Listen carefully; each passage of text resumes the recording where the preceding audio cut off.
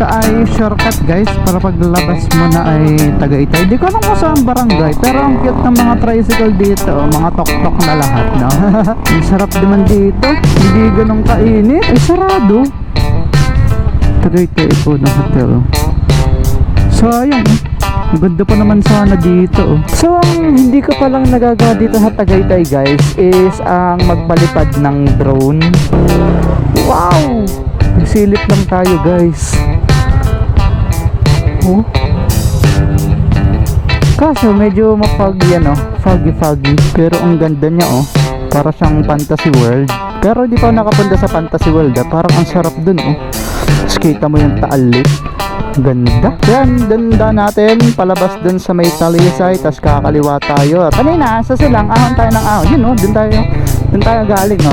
Yung kulay asul na yan, yung puti na yan no. Ayun, pagsa. Welcome to Talisay, gateway to Taal Volcano. Yeah, ito yung nakikita natin kanina. Sinasabi ko sa inyo na dadaanan natin. Oh shit! Ang ganda naman guys. Grabe naman yan. So tigil tayo dito. Ang ganda oh. Kaso nga lang hindi siya ganong kakita kasi mapag na yan guys. Nakikita niyo yan, doon tayo lalabas sa kalsada na yan, tapos pakaliwa yan, babaybay na natin yung gilid ng Taal Lake.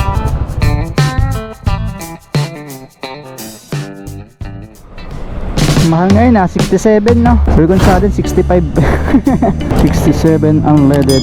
Ako na yan. Alright, what's up sa inyo mga kawasak? At ngayon ay tayo ay uuwi ng Quezon Province. Nandito tayo ngayon sa Dasmariñas, Cavite. Dito tayo nagsalin kasi galing ako dun sa aking kapatid sa Tansa, Cavite. So parang may bato yung sapatos ko. Positive, may bato nga. So ngayon guys, may bago akong mapa. Nag-try akong mag-download ng Waze kung mas maganda pa to kaysa kay Google Map. So ang gusto kong daanan ngayon ay Tagaytay, which is ngayon ay tanghali na. Masyado ng traffic sa Binyan, Kabuyaw, ganyan. So ngayon sa Tagaytay tayo daan at gusto ko yung lumabas tayo ng Garcia, Batangas. Mas masarap doon dumaan kasi nga walang traffic. Sinearch ko na to kagabi kung saan ako dadaan at ang nilagay nila ay ang hina ng signal dito. Tayo sa mali ulit. Ang nilagay nila ay sa may Tagaytay nga, tapos labas tayo ng Alaminos, Laguna. Pero sobrang traffic sa may San Pablo kasi yung last na uwi ko ay may ginagawang kalsada doon. Kaya ngayon eh, hindi ko alam kung tapos na ba yung kalsada na ginagawa doon, no? Kaya ngayon ang gagawin ko ay sa Padre Garcia tayo dadaan. Ikot tayong Lipa.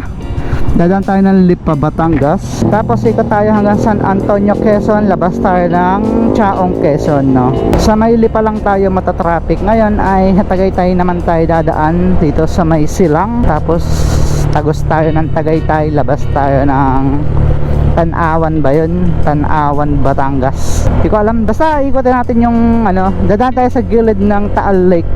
Point fairness, ganda na nung kalsada dito. Nung ginagawa tayo na ayoko dumaan dito nung naglalala nung naglalala mo ba ko ay ayoko dumaan dyan guys kasi one way lang yung daan, so sobrang daming dumadaan dito. Ayun, ang ending ay napaka traffic kaya ngayon lang ako ulit dumaan dito. Gantong weather lang naman ang gusto namin mga rider mga mahilig mag rides o kaya mga delivery rider no? Hindi siya ganun kainit pero hindi siya ganyang uulan. So sana ay hindi umulan no. So feeling ko naman kasi pumunta tayo doon yes, hindi naman uulan no. Walang ulap masyado. Dito lang talaga maulap. Tsaka sa part na yon ng Batangas, Laguna medyo maulap. So tingnan natin, may kapote naman tayong dala guys, saka hindi naman tayo nagdi-deliver kaya okay lang tayong abutan ng ulan no. Makakabiyahe tayo kahit na umuulan. So ito yung pinakaiyak kong daan. Nung nagdadragging pa yung motor ko, itong paahon na to sa Robinson. Kasi shortcut to para di ka na tumagos dun sa may stoplight kasi ang traffic talaga dyan sa stoplight ng Palapala, yung malapit sa SM. So dito ako tumatagos lagi. Kaso nga lang nung hindi pa groove yung aking bell, is talagang napakasama dito dumaan. Nanginginig-nginig yung motor ko. at para siyang masisira. Ito tamo ang tarik nito, tapos samahan pa ng ganyang traffic. Di bali ka may buwelo, iba-iba, pero pagka ganyang wala is wala na. Ano ba tong map natin ng tagal? So yun guys, daan nga tayo ng Silang Cavite, punta tayong Tagaytay, lalabas tayo na Talisay, Batangas pala, di pala Tanawan, pero dadaan din tayo ng Tanawan Road, Laurel, yun hanggang Padre Garcia. So pagdating naman ng Padre Garcia, alam ko na yung pauwi. So naninibago ako ngayon sa Google Map ko, ay kailangan ko pa na mag-charge kasi 50% na lang, para pagdating ko sa bahay is full charge na yung phone natin. So bibiyahin natin to siguro ng 3 oras hanggang 4 na oras kung hindi tayo matatraffic, no. Ang mahirap lang kasi dito sa Tagaytay, wala nga stoplight doon sa dadaanan natin, kaso nga lang is kurbahan yung mga daan, kaya parang ganun din, no. Tara na, at sana makasaksi tayo ng magandang view sa Tagaytay. Sana makita natin ulit yung Taal Volcano. Parang balita ko is nag-alboroto na naman yung Taal Volcano nitong mga nakaraan, no. Kaya ating titingnan. Tagaytay kanan, Nasugbu kanan, Silang proper diretso. So dito tayo sa kanan guys. So paalala ka lang sa inyo, kung gagamit kayo guys ng Waze or Google Map or kahit anong mapa pa yan, make sure na lang kung ang dala nyong motorsiklo ay below 400cc at di talaga kayo dadaan sa expressway, ay tingnan nyo yung papasewa ko dun ha. Tingnan nyo yung ruta nyo, I mean tingnan nyo yung mga kailangan nyong i-avoid, kasi mayroong settings dito na avoid ferries, avoid highways, avoid tolls, ganyan. So kapag ka motorsiklo lang naman at sa national highway lang ang daan nyo, di kayo pwede sa expressway, ay i-on nyo lang yung avoid tolls para hindi kayo padaanin sa toll gate. Nangyari na kasi yan sa akin isang beses sa may Valenzuela. Galing akong Bulacan nun guys, at pauwi ako ng Quezon Province. So hindi ko napansin na may ganun pala. So pinadaan niya ako sa pinadaan niya ako sa NLEX. Buti na lang hindi pa ako nakakapasok sa toll gate. Parang mahaba yung entry point kasi kurbada yun, iikot ka. Sabi ko parang kakaiba to, wala akong nakikitang ibang sasakyan kundi ako lang. So napansin ko is parang may toll gate doon. So ginawa ko, itinigil ko sa gilid yung motor ko, kasi if ever na toll gate nga is madali naman akong bumalik. So nakita ko toll gate nga guys, NLEX. So ngayon kaya natuto na ako na mag-avoid toll gate na lang kapag avoid tolls sa gantong mga mapa, kasi napaka-effective nun guys. So pinapakaliwa na tayo dito guys. Ay nga dito nga, tanda ako na. Ito ay shortcut guys, para paglabas mo na ay Tagaytay. Di ko alam kung saan barangay, pero ang cute ng mga tricycle dito, mga tok-tok na lahat, no. Parang awkward yung ways natin, kasi hindi, kada-download ko lang din nito kagabi, tapos Tagalog pa yung imik niya, no. So guys, kanina akala ko ang may problema yung motor ko, kasi parang bakit parang ang lambot niya bumatak, no. Tapos naalala ko, napansin ko, kanina pa nga pala ako nag-aahon mula dun sa Silang. Pagpasok ko, paahon na talaga. Hindi naman siya totaling ahon na ahon guys, yung konti lang yung pagka-elevate nung kalsada niya, pero mahaba.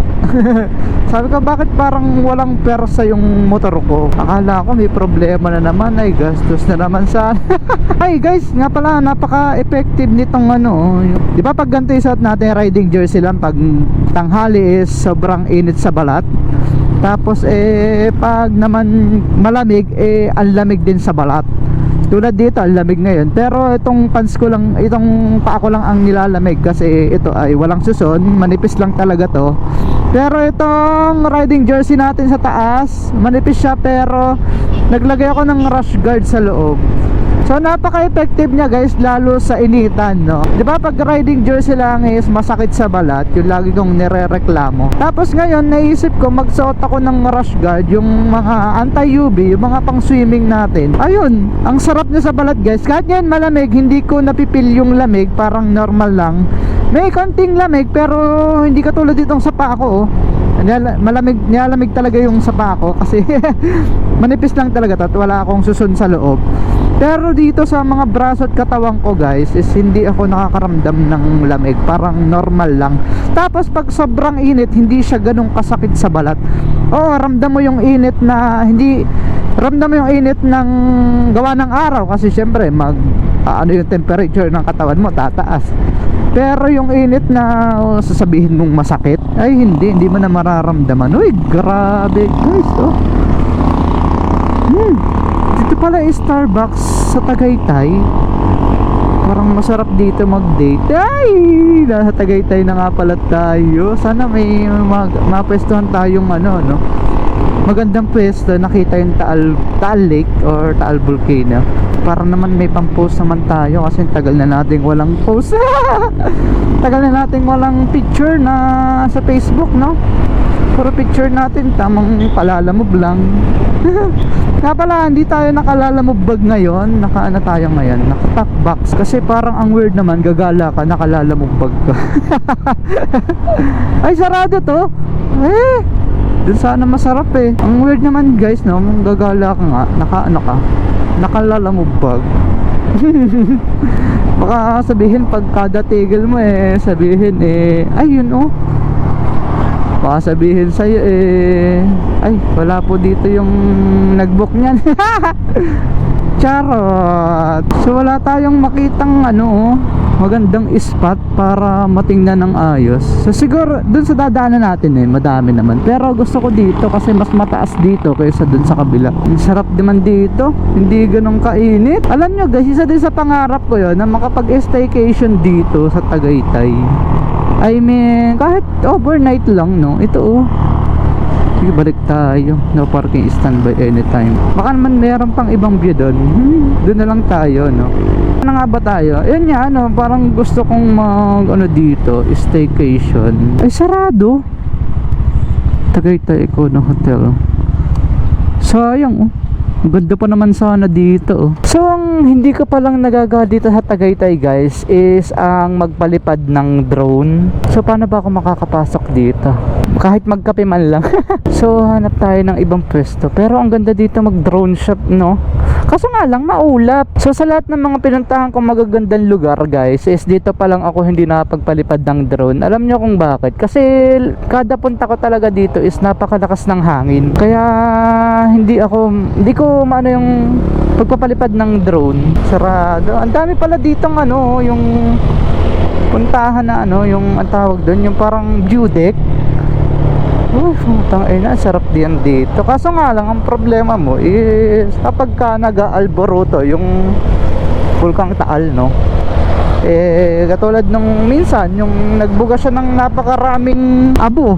Yung madaming nagsilikasan, no? Tandang-tanda ko yan kasi yung tropa ko, halos lahat ng mga kamag-anak niya is nasa may Lemery, Batangas.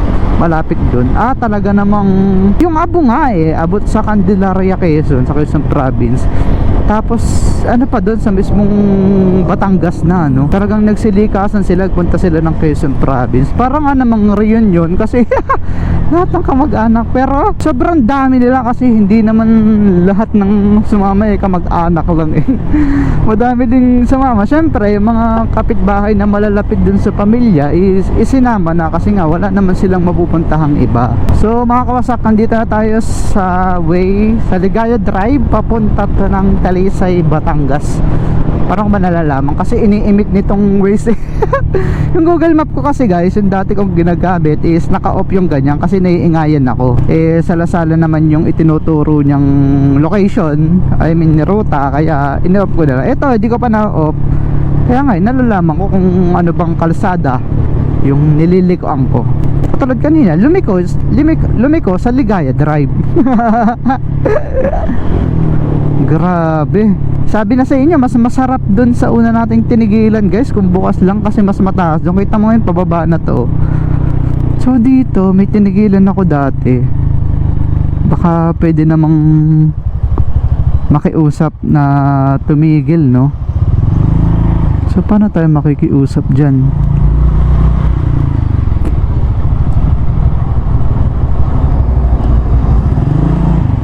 So try natin ulit kasi dyan tayo nakiusap noon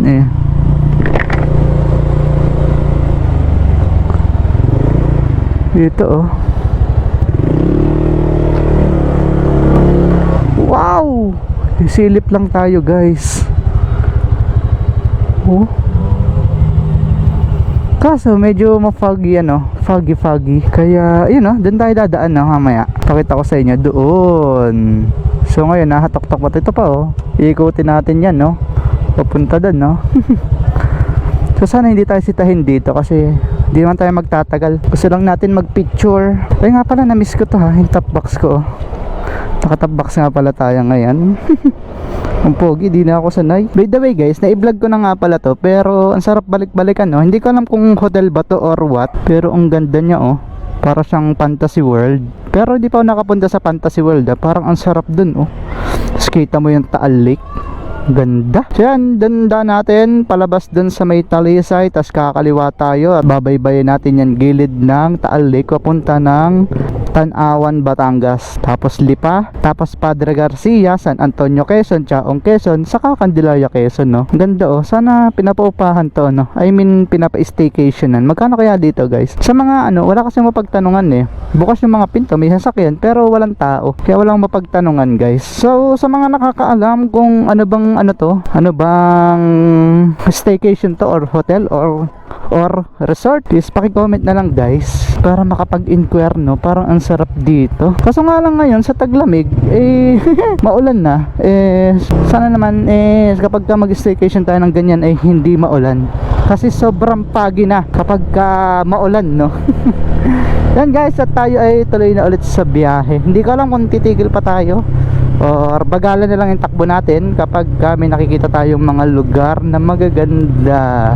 So yan lang naman maganda pero in fairness ang sarap dito Tagaytay para kang nasa Lokban, Quezon. Yung temperature mo, yan ang mahirap pala dito nga pala, yung kapag papunta ka ng Batangas palusong lahat. Tapos kanina sa Silang, ahon tayo ng ahon, yun dun tayo galing yung kulay asul na yan, yung puti na yan kita mo yung Taal Lake.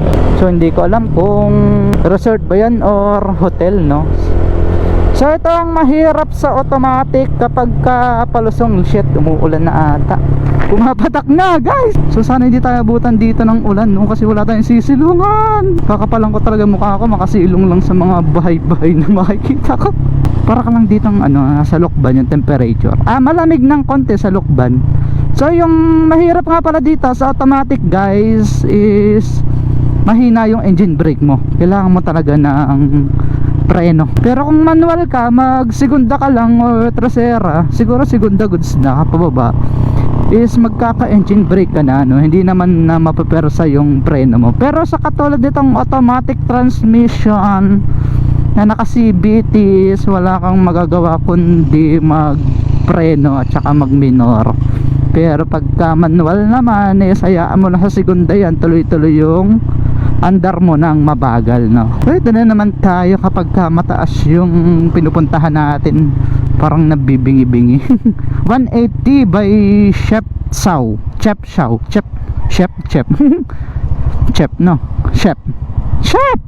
oo nga, Chef nga kailangan ng guys pagka nag-engine brake kayo, tapos di ba sa mga naka-scooter, di ba kapag sobrang bagal mo na, nawawala na yung kapit ng belt, ay may nag-neutral siya. So huwag nyo nga hayaan na bumilis kayo ng naka-neutral tapos sabay pipigain nyo yung silinyador. Siyempre kakagat ulit yung belt nyan, is makakasira sa ating CVT yan. Hindi ko alam kung saan part siya masisira sa CVT, pero alam ko makakasira ng CVT yan.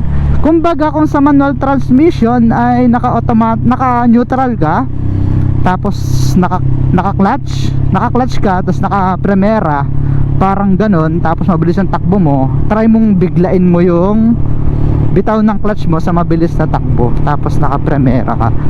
So yun, parang ganon yung mangyayari. Nakadaan na ako dito one time, gabi yun guys, pero napakadilim talaga.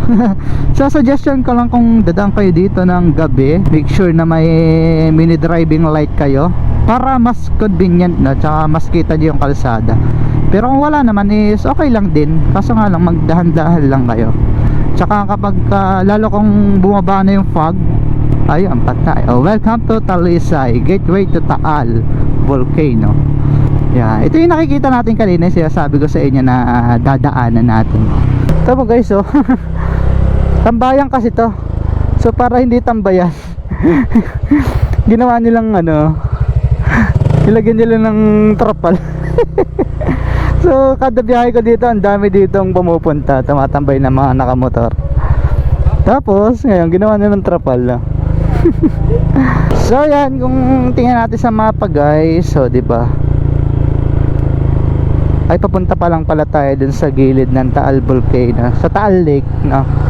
Tingnan man yung sikuhan, no? Grabe! Pani sa Rusi.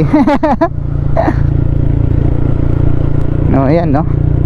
Akala ko nandito na tayo sa gilid ng Taal Lake. Ito, oh. Ang mahirap kasi dito guys, yung downhill eh. Pero kung uphill naman, wala namang problema. Woohoo! Shit! Ang ganda naman guys. Grabe naman yan. So tigil tayo dito. Ang ganda, oh. Kaso nga lang hindi siya ganong kakita kasi mapag ngayon guys. Nakikita niyo yun, doon tayo lalabas sa kalsada na yun, tapos pakaliwa. Yan, babaybay na natin yung gilid ng Taal Lake. Natatakot ako mag drone shot kasi napakadaming layang-layang, napakadaming ibon. Kasi yan layang-layang lang na yan ang sumisibad sa ating drone kada magpapalipad tayo. Layang-layang at saka yung uwak. At ang pinakadelikado talaga dyan ay yung uwak guys. Kasi malaki yun eh. Yung layang-layang kasi hindi naman siya makalapit gawa ng propeller natin. Kasi ang liliit lang. Parang mga maya lang yan. Ang liliit lang ng mga buto-buto niyan. Kaya hindi nila kayang lapitan. Sinisimbad lang. Eh malay mo matsyempohan. Pero yung uwak ay nako, makakapal na yung buto niyan, kaya kayang-kaya niyang pasirukin yung ating drone. Kaya hindi ako nagpapalipad sa mga gantong madaming ibon. So mahirap na kasi kapag nawala yung drone natin eh, hindi naman tayo makakabili na ng bago niyan.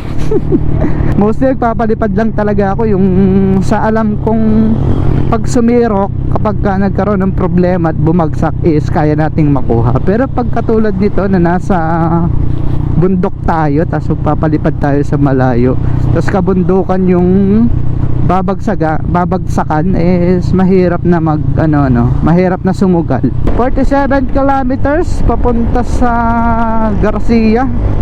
47 kilometers siguro plus 40 kilometers, hindi, siguro 30 lang. 30 kilometers hanggang Candelaria. 40, 77, no? Meron pa tayong 77 kilometers na tatalakbuhin at nakaka 35 pa lang tayo, no? Kita mo kung doon tayo dumaan sa may Calamba, sa may Binyan, anong makikita natin doon? Puro stoplight at pagkaka-traffic pa, no? Oh, so iba-iba kapag nandito ka, o di ba nakaakyat ka ng Tagaytay, tapos nakita mo pa yung Taal Lake at saka Taal Volcano. Kumbaga hindi ka mainip sa daan kapag dito ka dumaan sa Tagaytay. Kasi bukod sa adventurous yung dadaanan mo, is wala pang stoplight, tapos maganda pa ang mga tanawin na makikita mo. Kaya kung doon tayo sa Laguna dumaan, patay. Ano makikita mo doon? Puro mall, palengke, jeep. Stoplight na pagkadami-dami bago ka makarating ng Calamba. Eh ang daming stoplight na yung titigilan. At least dito nag-enjoy tayo habang bumibiyahe, no? Hindi tayo nainip sa biyahe.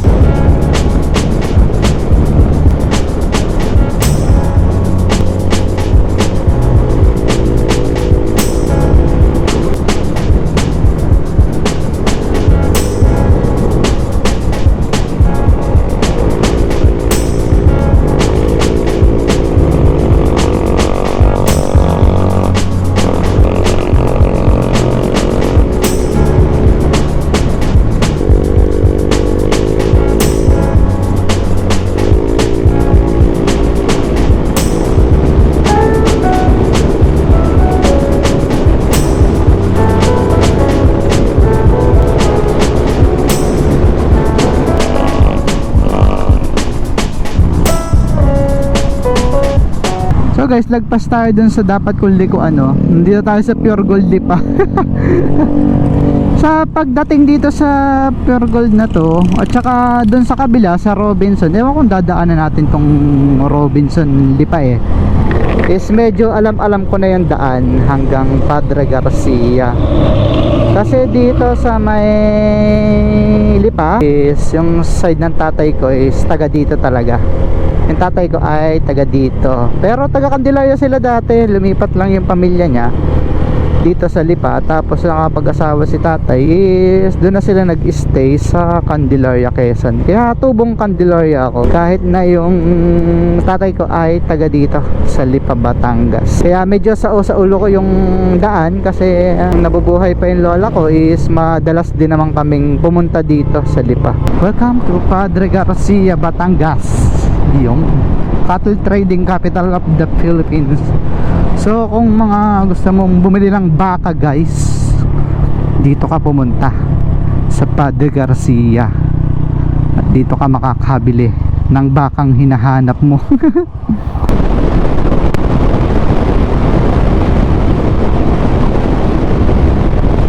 So guys, dito sa San Antonio, Quezon, ang lagi kong inaabangan ay itong palayan, no? Napakahaba niyan guys, paikot papunta. May ginagawa. At dami ng lubak dito, no? Yung palayan dito, kaso nga lang may mga iba ng ginawa dito. Kasi dati nung bata ako, pagpupunta kami ng Padre Garcia o kaya ng Lipa, Batangas, ito lagi yung inaabangan ko, yung malawak na palayan na yan. So dati nung bata-bata pa talaga ako is mas maganda itong mga palayan na yan. Talaga malulusog ba yung mga palay? Ewan ko. Hindi siya ganyan, no? Kita mo may mga baka-baka na. Dati talaga purong palay na ang ganda kapag sabay-sabay na silang lumaki. Napakagandang tingnan, no? Tapos may kubo-kubo ka dyan, no? Sarap dyan. Ibig sabihin yan, pagka ganyang malubak na, nasa Quezon province ka na. So guys, nagtigil lang tayo dito sa Chaong, Quezon, sa may, ewan ko kung anong barangay ito, basta yung malapit na sa Candelaria, para magbuko, no? Natakam kasi ako sa buko, tsaka napakainit. Hindi pa ako uminom ng tubig simula kanina nung pag-alis ko, kaya nagbuko muna ako, no?